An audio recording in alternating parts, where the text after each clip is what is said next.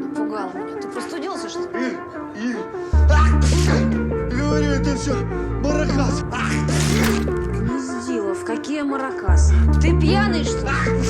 Если бы меня отравил серийный расчленитель, подсунул мне в рот Скажу, рот? скотина, он меня пожизненное получит с компенсацией. Дай мне, Ленка, дай мне что-нибудь. Есть таблетки, но у них побочный эффект. Я тебя предупреждала. Да?